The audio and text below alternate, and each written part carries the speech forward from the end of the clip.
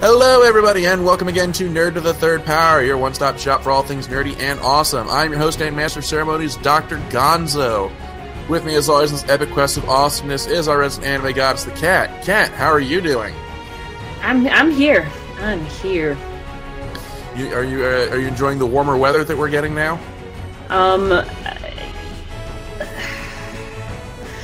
Warmer being a relative term. Warmer being the weather, the temperature is fine. If it would stop fucking raining, that would be great. Because just watching the river go up, the flood warnings every day, the little swamp that's behind my workplace that is slowly encroaching towards our parking lot. Yeah, I could really use some goddamn sunshine.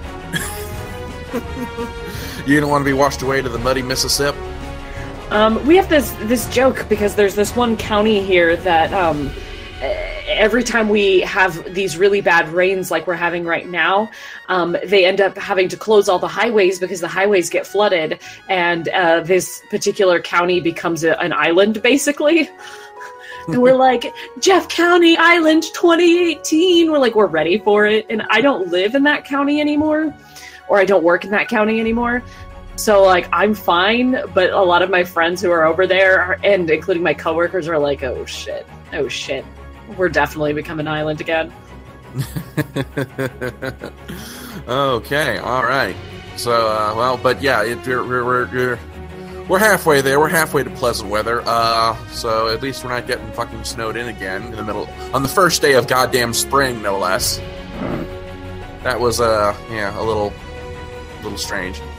But anyway, so yeah, we've got a fun show this evening. Tonight we're discussing Jessica Jones Season 2. So that's going to be a lot of fun.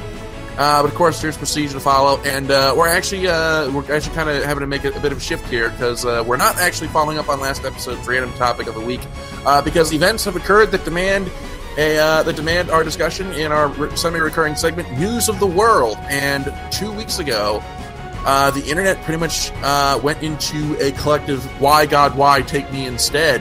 when it was announced that Toys R Us had filed for Chapter 11 bankruptcy and had announced it was going to liquidate all of its stores.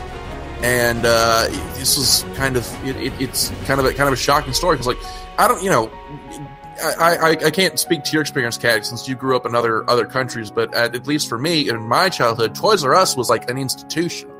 It was one of those things that was like it was always there, and it was like, going to Toys R Us as a child was like, a second, third, and fourth birthday all rolled into one. My experience was more like getting the catalog and circling all the things I wanted around Christmas time, and then never getting any of those things. Oh, I think that's another experience that we don't have anymore because now everything's. I haven't seen one of those catalogs in like 10 years, so I think everything's all online now. But yeah, and we wanted to hear some stories from other Toys R Us kids and some of their favorite Toys R Us memories. So we've got some emails here and some Facebook comments as we reached out through the Facebook to hear some stories. Sam writes, I'd have to say going to the Lego section of the store was something special for me.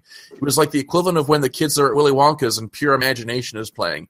Any Lego set I got felt special. In fact, it's where I pretty much got my first Bionicle and loved the whole Bionicle franchise ever since.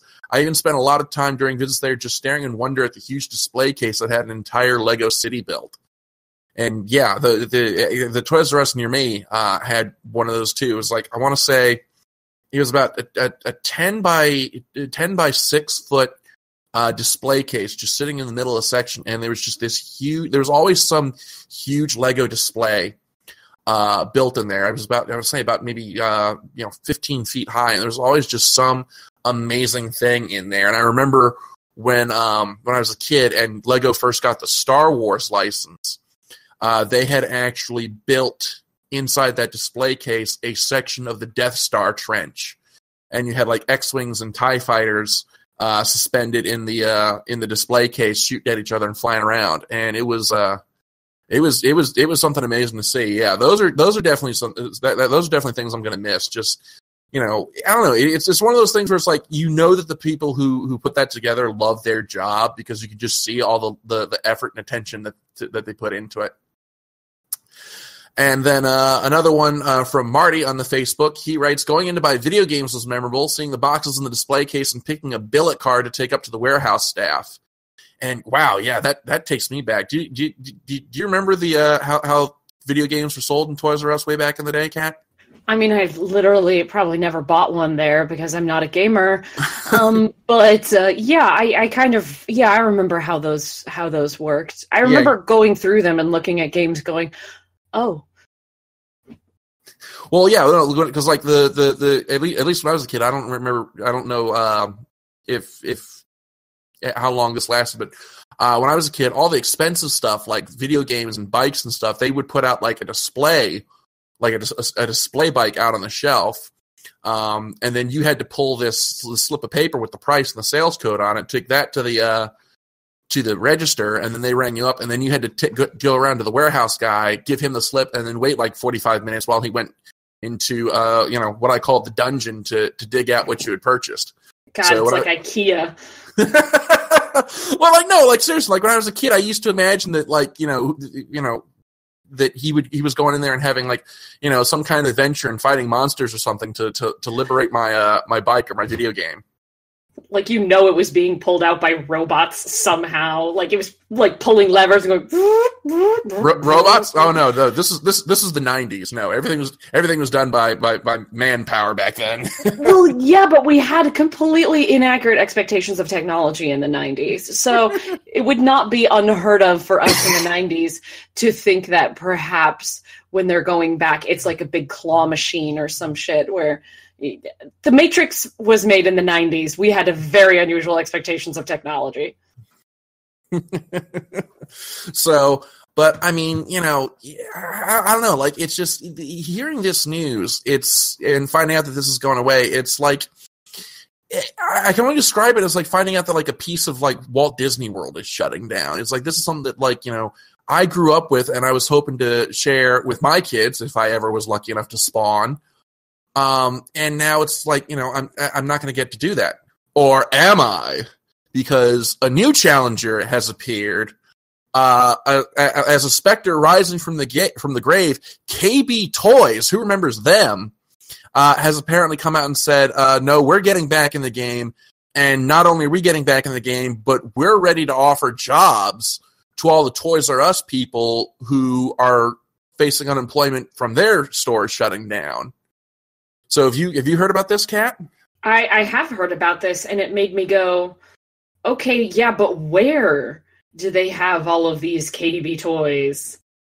I know, it's like I can only imagine like KB Toys like waiting in the like just the company like waiting in the bushes like Rambo, waiting for Toys R Us to get weak enough that they can slit its throat and assume its place. Which shows that I've never actually seen a Rambo movie in my life, so I have no idea if that's what he actually does.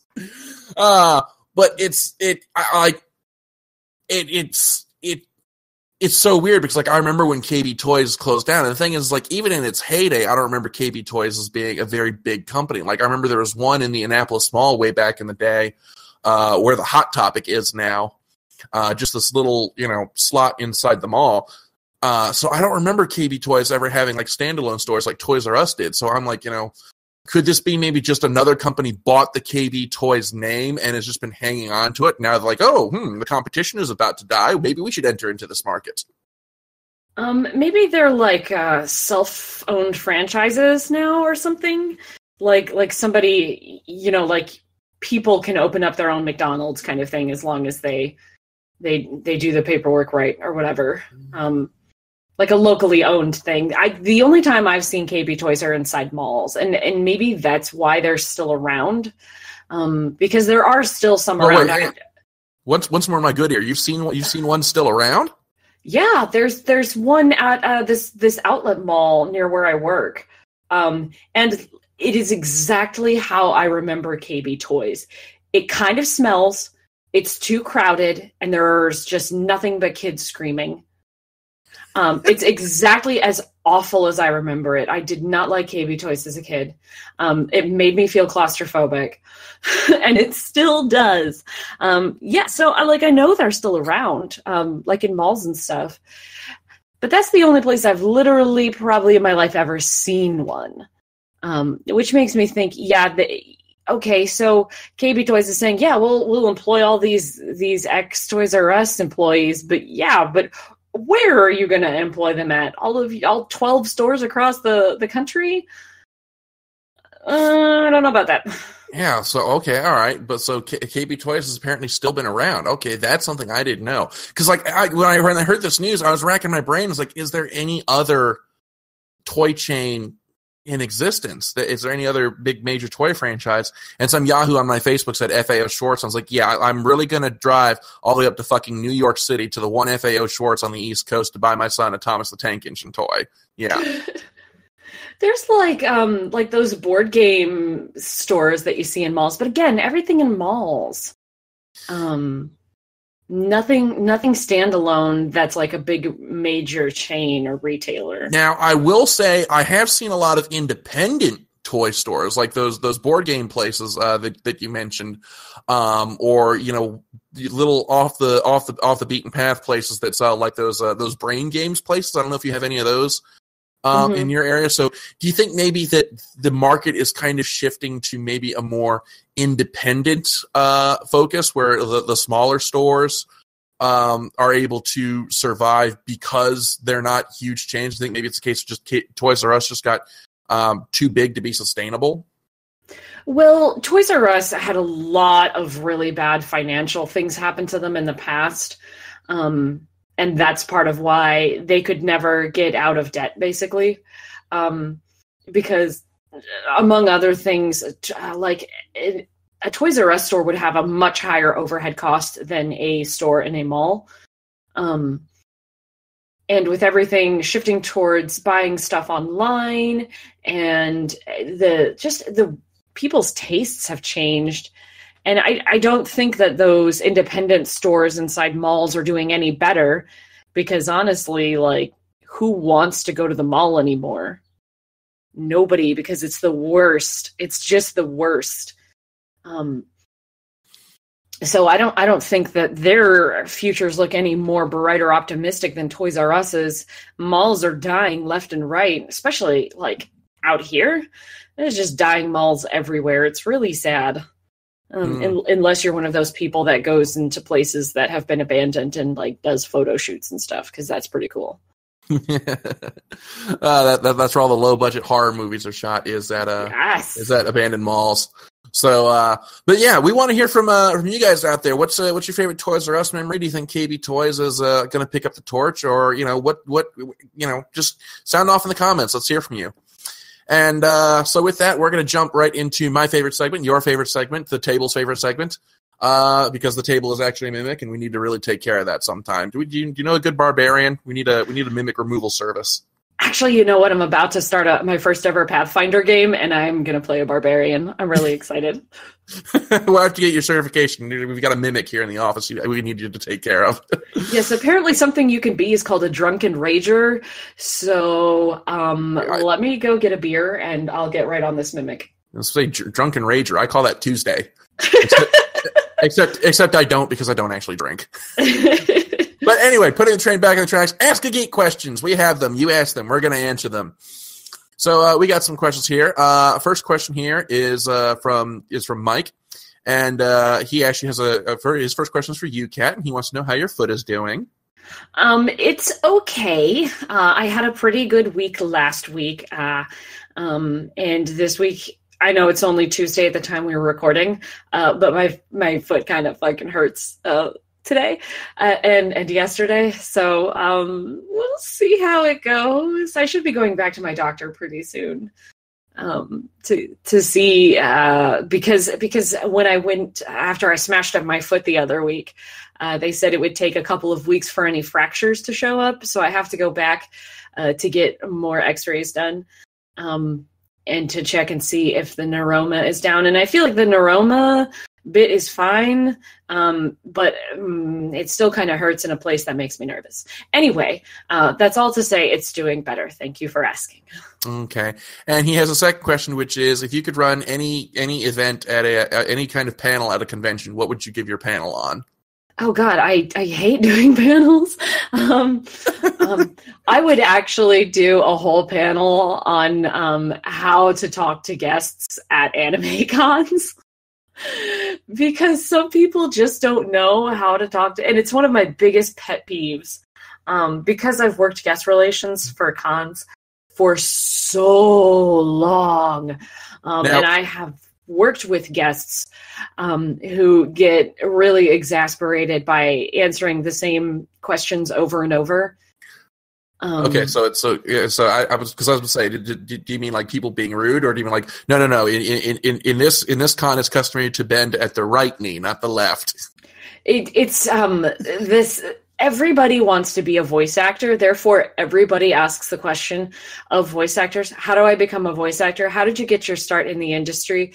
Can you listen to my audition? Blah, blah, blah, blah, blah. And when you get asked that and then you answer it and then somebody else asks it again in a different phrasing because they didn't like the first answer, and then the third person asks it in a different way.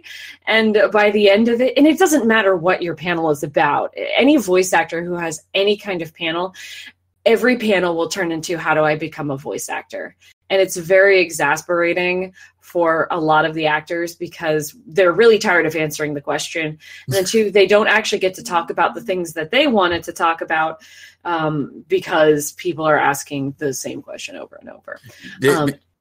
And also people really don't know how to interact with voice actors or like convention guests in general.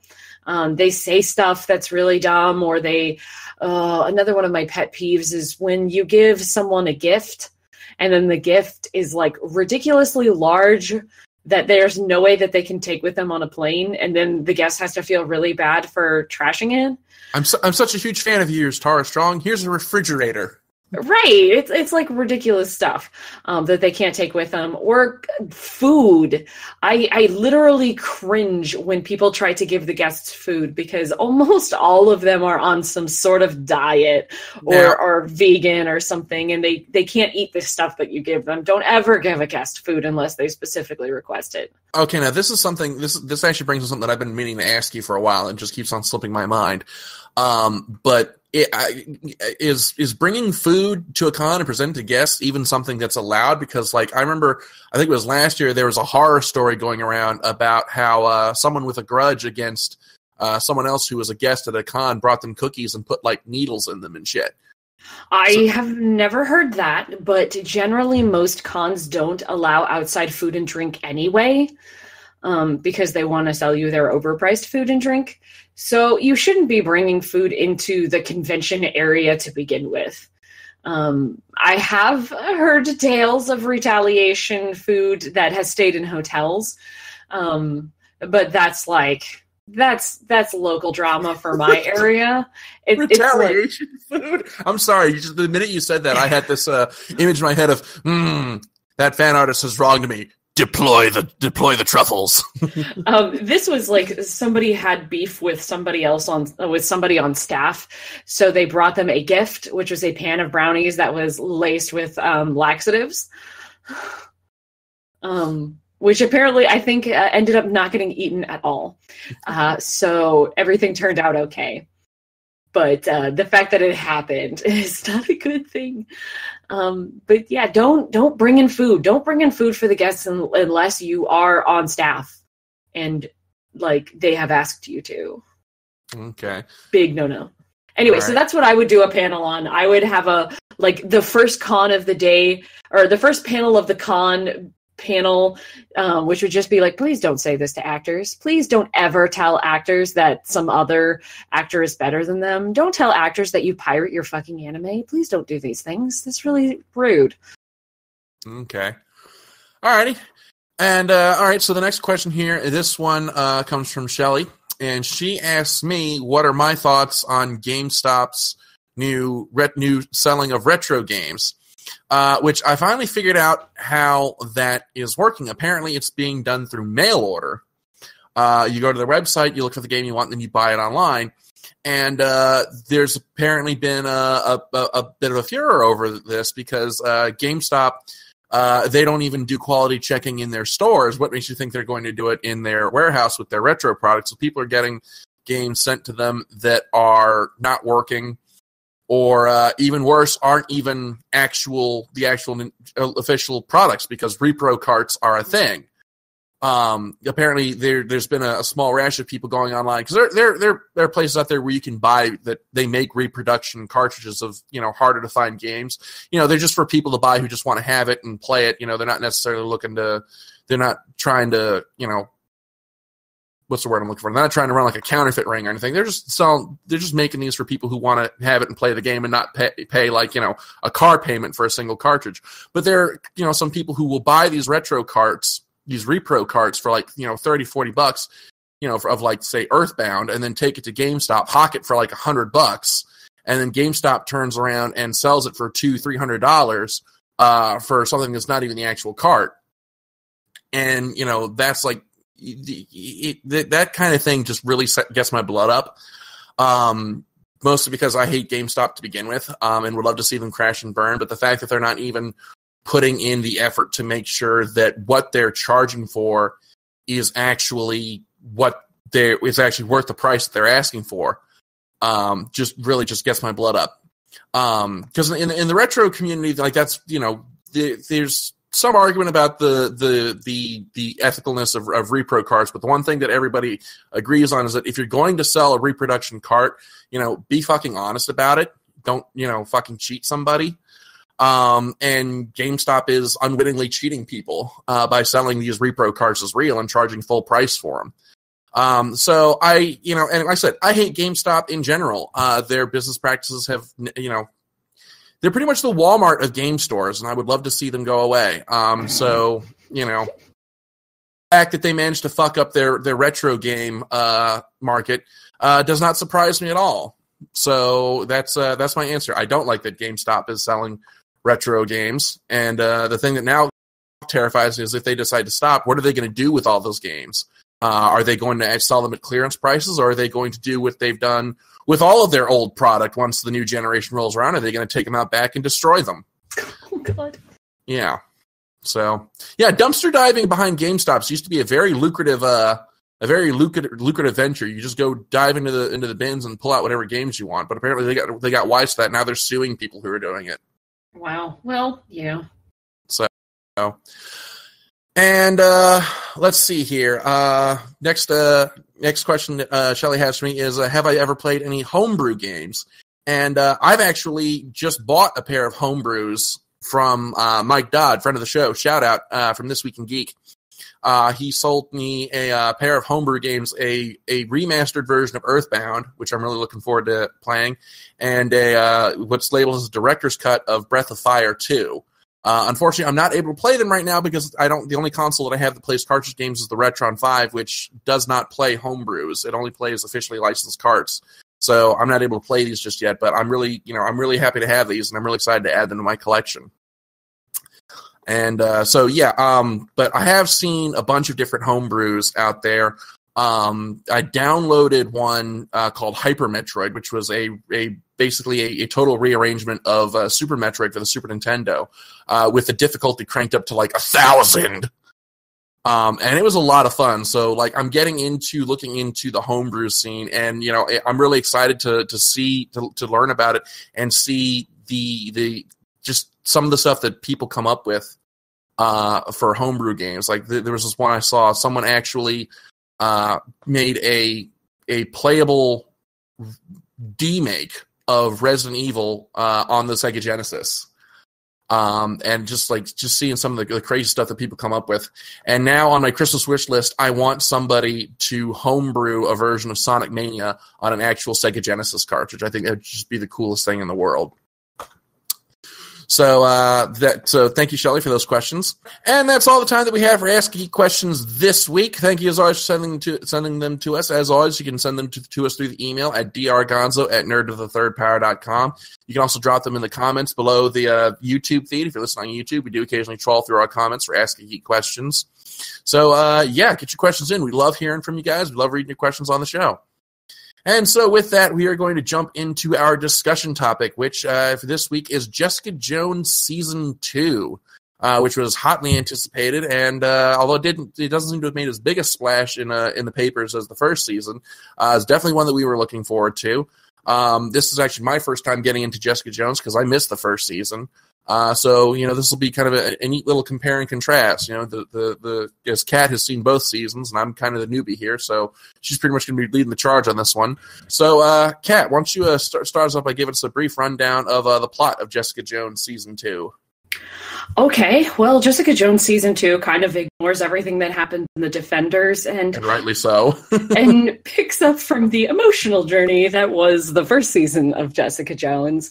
In this case, Jessica is kind of back to her old way of life, being a PI, except now she has this wonderful assistant in the form of Malcolm, who is trying to keep her, maybe not on the straight and narrow, but trying to keep her from passing out in gutters and shit, and trying to learn from her and be her assistant. And meanwhile, things go badly.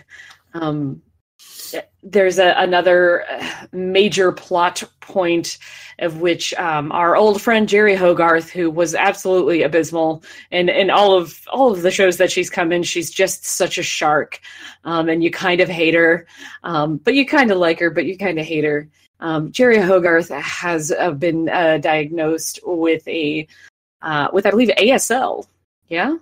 ALS. ALS, yeah. Yeah, Lou Gehrig's disease, yeah. And I've been diagnosed with dyslexia, so... What are you trying to do? Not sure if I should laugh at that. I'm not actually dyslexic, I'm just dumb.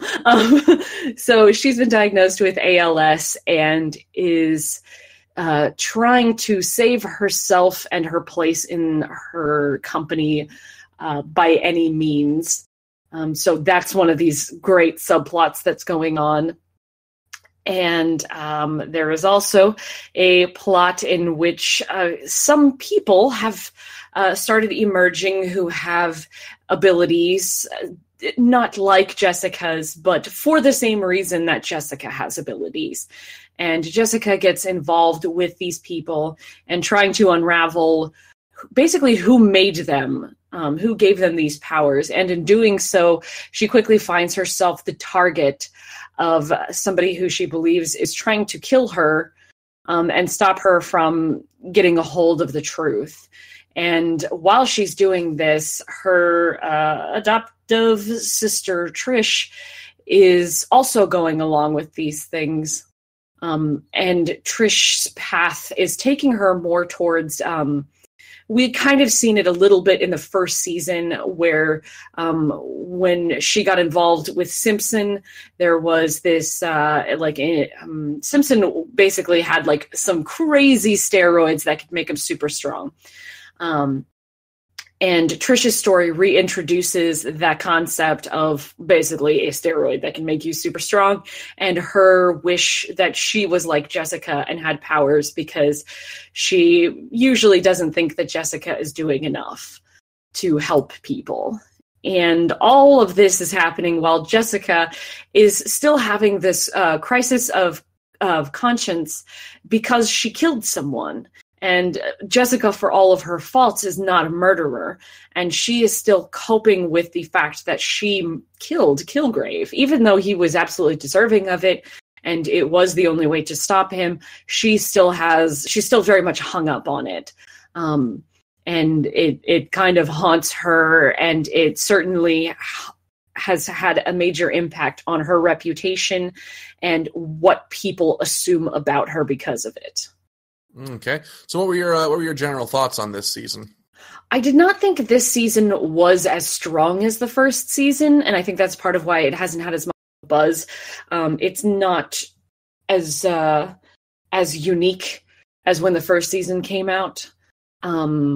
It was still very good, but it was also a very frustrating watch at times because Jessica Jones is the show, at least, is about very morally gray people, if not straight up just bad people. And it's one of those things where nothing ever really goes right for the main characters. It's not something that's a happy ending and woohoo, we saved the world. It's really like, okay, I'm just somebody who's really a bit messed up, and I'm doing my best. And my best isn't always going to be good enough. So to me, Jessica Jones, the show, has this very ground and realism aspect to it that at times makes it a little hard to watch because the characters are all flawed, which is fine. It's just that they're so flawed that it's a little painful to watch at times, as certain characters make bad decision after bad decision after bad decision. And you're just sort of waiting for the show to pick your spirit back up. Like you feel just sort of dragged down by it, and you're waiting for something good to finally happen, and it just doesn't quite come. But that's not necessarily a bad thing. It's just different than what we expect out of superhero stuff. Yeah. Coming into Jessica Jones for the first time this season, I can definitely say that it's definitely a very different sort of Marvel property from what I've seen, even in some of the other Netflix shows, like Daredevil. Yeah, it had its darker and edgier moments, but it still felt sort of like it still felt like it was kind of following the Marvel formula. The closest analogy I could make to compare Jessica Jones to would actually be the Punisher series that came out last year, where it's like there's nobody is really clearly good in this series. Everyone's got skeletons in their closet, and they do morally dubious things sometimes. It's very hard to root for for anybody for a continuous amount of time in this series, just again because everybody has such starkly controlling flaws that they're all trying to come to grips with. I called this season the world's longest PSA on bad coping mechanism. It's You Need Therapy, the show. Please get help. So, but I think that in its way works to the show's credit, because it keeps you guessing as to what's going to happen. And I can tell you that they were, but I do acknowledge that it is a very frustrating show, especially for someone like me, who I have a tendency to kind of, shout at the screen when I think characters are doing something stupid. So I'm like, I'm that asshole who goes to horror movies at the theater and goes, "No, don't open that door. The killer's behind there. Why are you doing that?" And now you have a knife in your throat, you stupid man. It's a lot like that. Yeah. So I will say that I've spent a good deal of Jessica Jones season 2 yelling at my television screen. So, but it's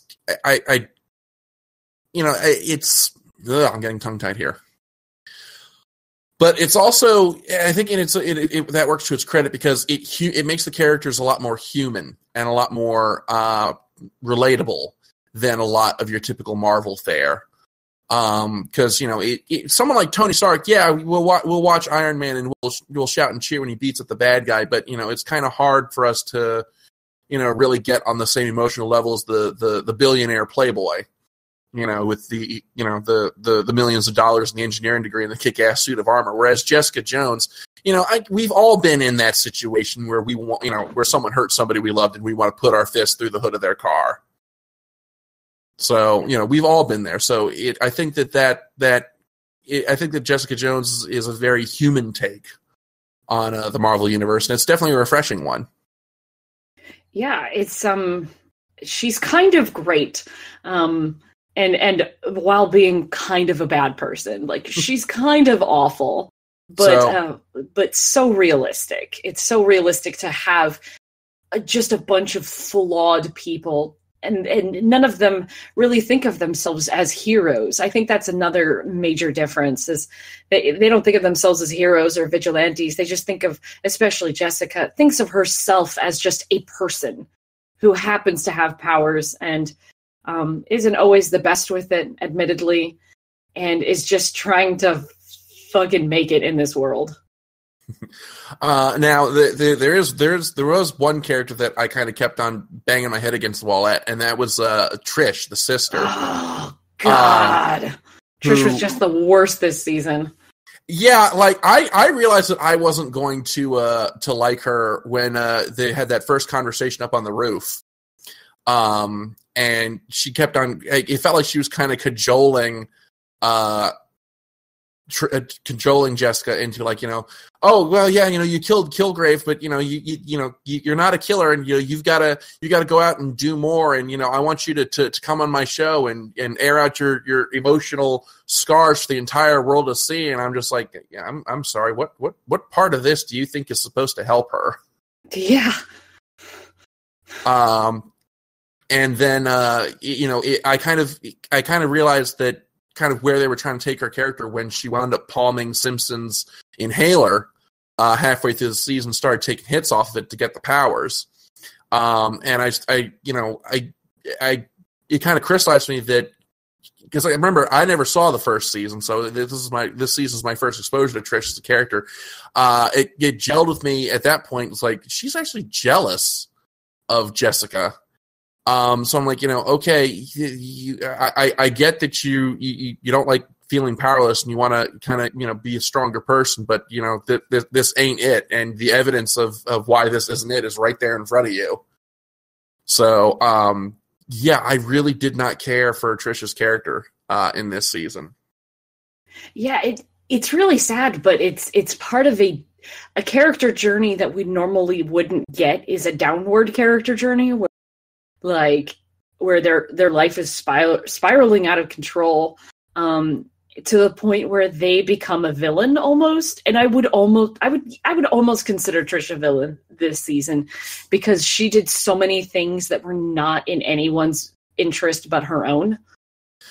Which, in its own way, I think it provides makes her an interesting foil to Jessica, because Jessica as a character pretty much has nothing.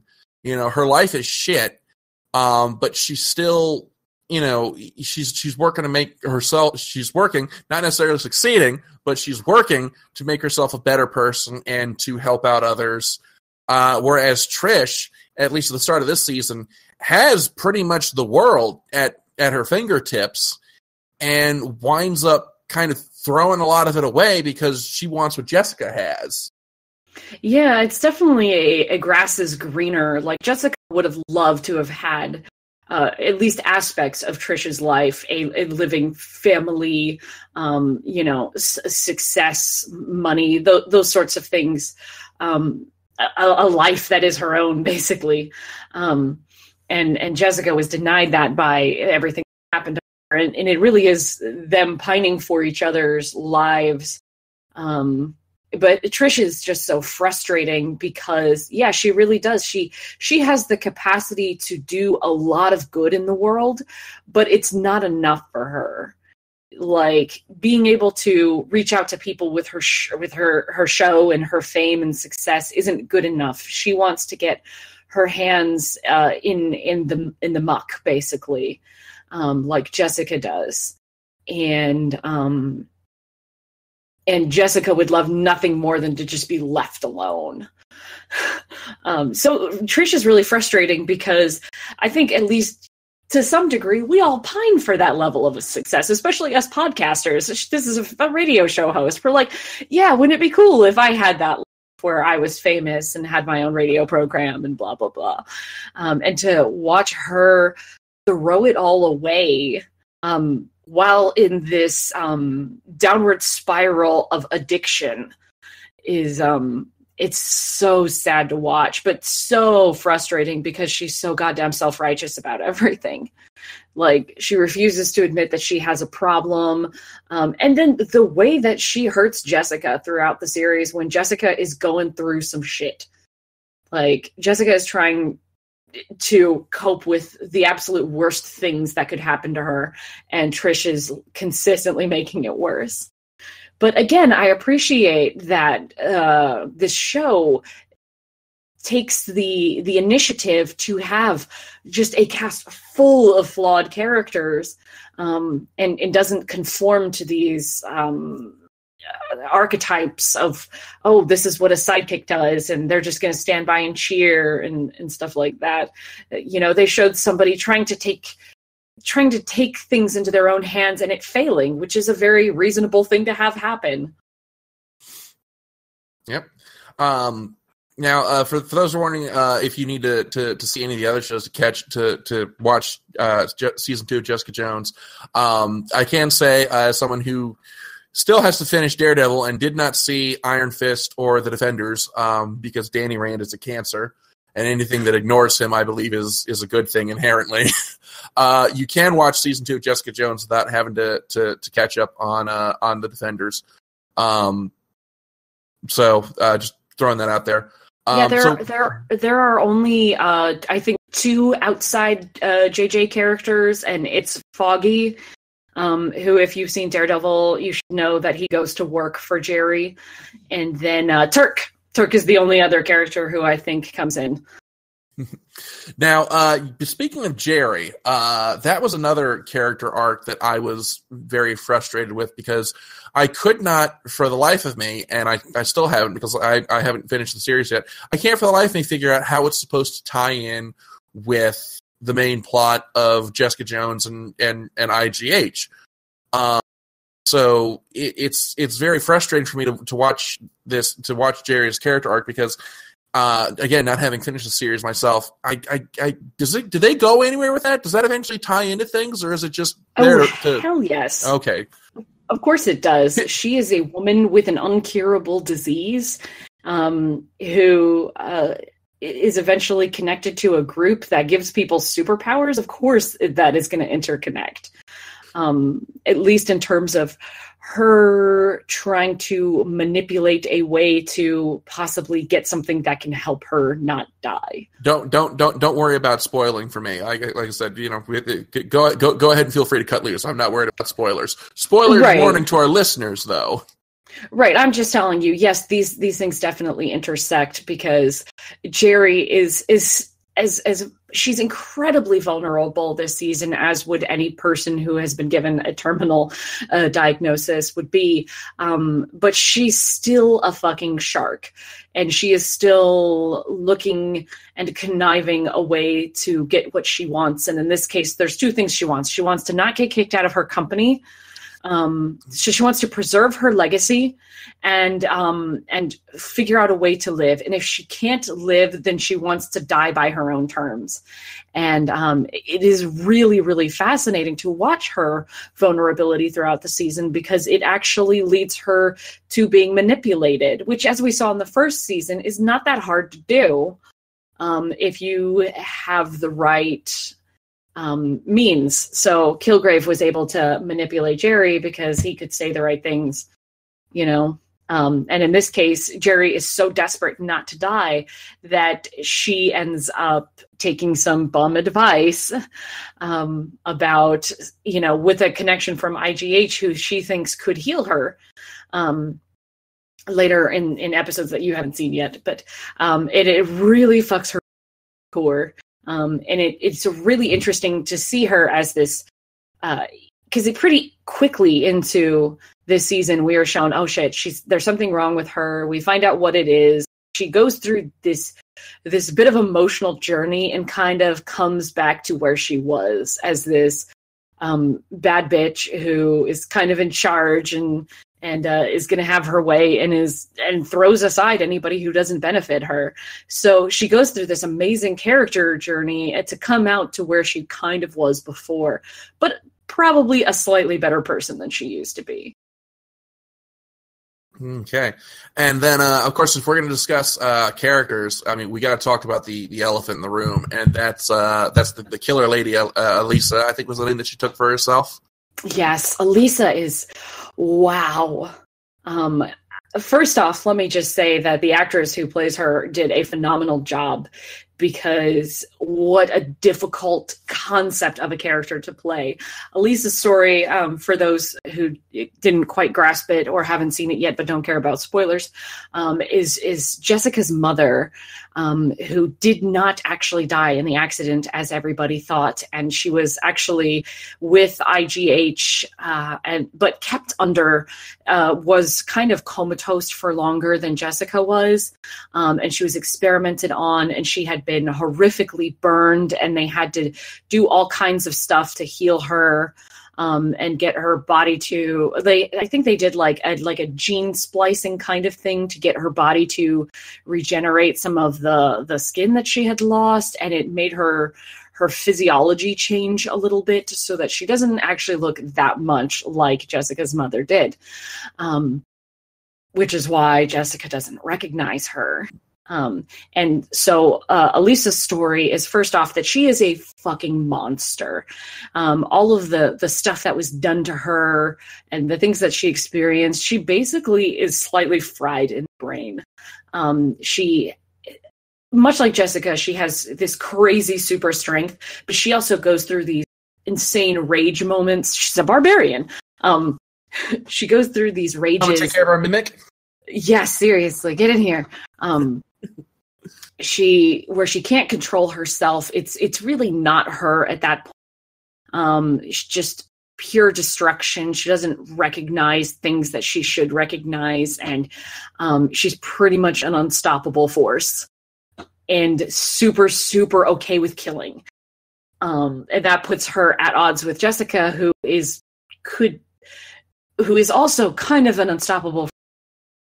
Her moral hang-ups, which are the good part about Jessica, her unwilling to kill and destroy wantonly, which humanizes her, is at odds with her mother, who she doesn't even think is her mother at first. She thinks it's a load of hooey. And it is such a strange story that turns out to be really kind of amazing, where Jessica goes from, look, you're not my mother died, you're a monster, to slowly throughout the season accepting that this strange woman who is totally crazy is her mother, and wanting to get her away from people so that they don't harm her and she doesn't harm them. And finally, like, a full acceptance of, this is my mom and this is what I have to do to keep her, and I would do anything to keep her. Like, very, very tragic, sad, and doomed, essentially. A very doomed reuniting?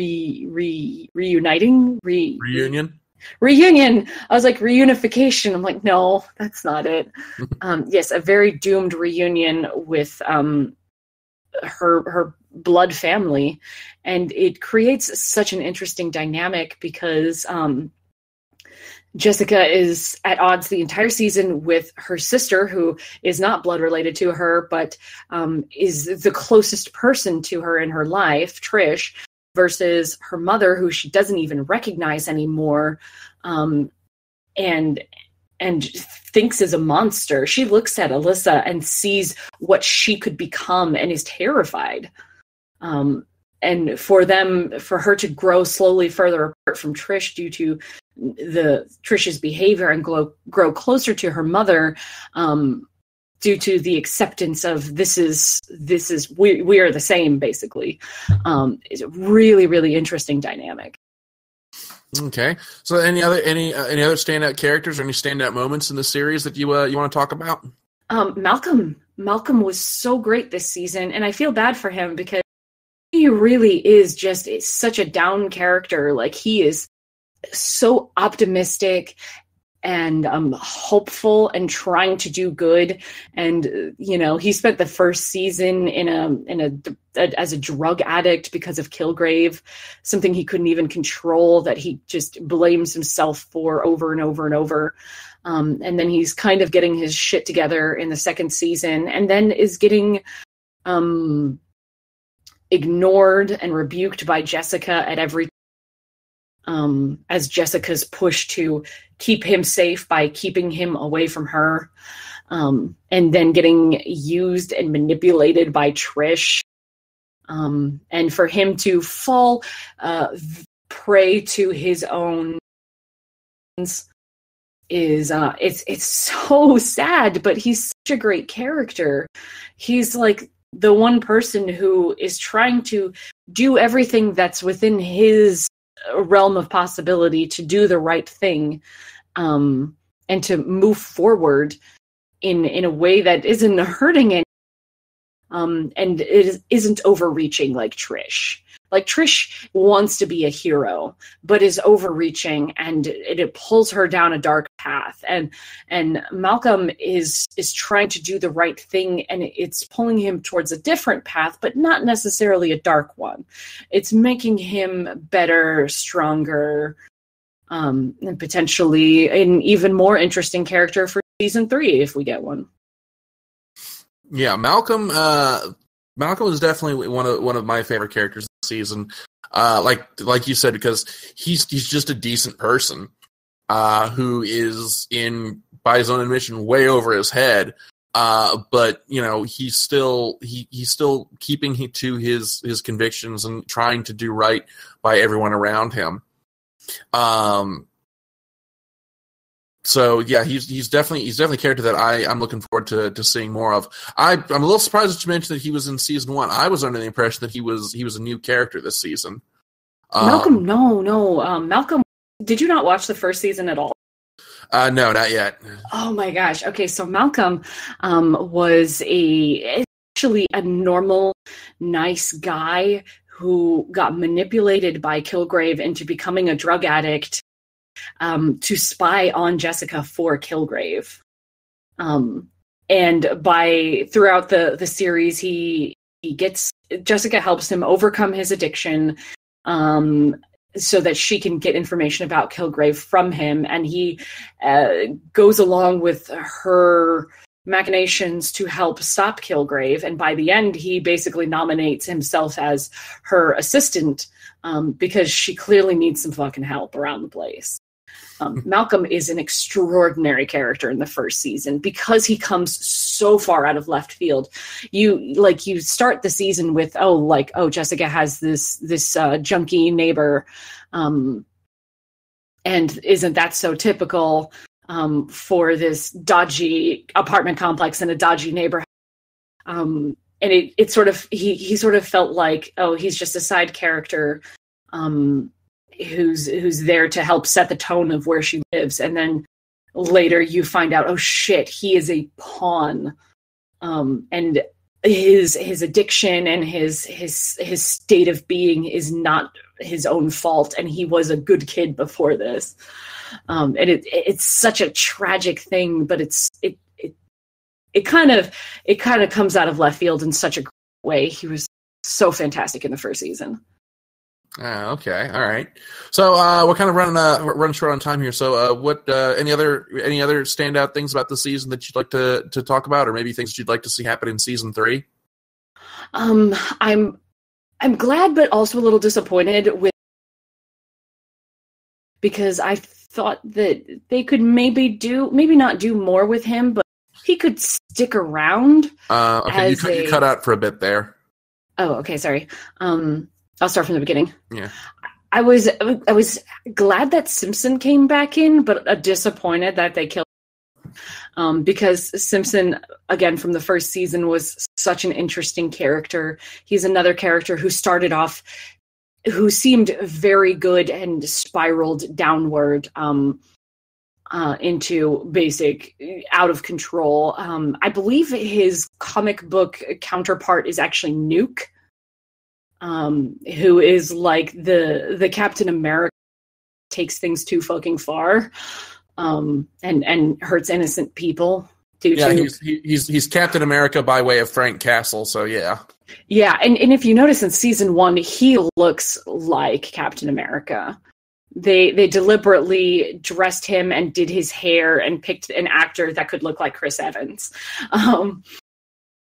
So I was glad that he came back in. I was dead. Like, we knew at the end of the first season that he was out there, but I kind of assumed that he would maybe become a reoccurring character and that they wouldn't just bring him in to kill him off. And they basically had brought him in as a plot device for Trish to get the inhaler, which kind of bummed me out, but it was good that they resolved that. But obviously the best thing that the whole season did was bring Kilgrave back in. as a hallucination of Jessica's subconscious that is plagued with doubt.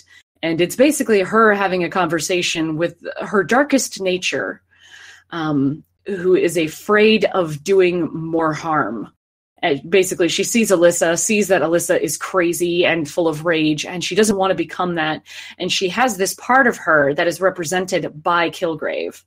And it's just fantastic because David Tennant was stupendous as Kilgrave. He's just such a phenomenal villain, and to bring him back at all was just fantastic. And to bring him back for a whole episode was amazing. It was so good, especially because of how the series this season seemed to maybe drag a little bit more. It was just so dark. And one of the things that kept Jessica from getting too dark in season 1 was the fact that Kilgrave was such a light-hearted villain. He was an asshole, but he was a charming one. Right. He's so charming, and the stuff that he says he's entertaining. Yeah, I mean, he's David Tennant. I mean, okay, yeah, you've committed atrocities, but we could just get lost in those eyes. Right. You're like, I could listen to you today. I mean, you're talking about murder, but I'll so to have Kilgrave back, even as a hallucination for only one episode, was an absolute dream, because we'll probably never get to see it again. And his end in season 1 was satisfactory, so you didn't think that you needed more kill. Like, no, I'm fine with what I've gotten out of this. And then surprise, Kilgrave's back as a hallucination. And I'm like, yeah, because he still felt like Kilgrave. And it was great. It was great. God bless David Tennant for coming back. All right, so I guess we'll just start wrapping things up. What are your final general thoughts on Jessica Jones season 2? I thought it was great. I thought it wasn't as great as season 1. So I don't know about its rewatchability yet. I kind of got to settle in for a couple more weeks and then decide if I... That's my scale of how good do I think a show, one of these Marvel shows is how many times have I certain episodes. And I've rewatched Jessica Jones a couple of times. And season 1 of Daredevil I've watched way too many times. So I don't know about its rewatchability. But I think I probably will rewatch it to see if there's anything I missed. Because they hide little things in there that you don't get maybe the first time. So I'll probably will rewatch it eventually, but I don't feel super compelled right off the bat like I did with Daredevil. So it's good, and it just isn't as good as season 1 Jessica Jones or season 1 Daredevil, but those are pretty high tiers to beat for me. Okay. All right, and like I said, I've enjoyed what I've seen so far season, and I'll probably go back and watch the first one because hey, David Tennant, if he that man could read a phone book and I would watch him do it. But yeah, so I think it's fair to say that we've definitely enjoyed Jessica Jones season 2. It's on Netflix right now, and it's definitely worth a look. So yeah, with that's about all the time that we have for this week. Thank you as always for tuning in. We will see you next time. As always, I'm Dr. Gonzo. I'm the cat. See you next time. Taka, play us out.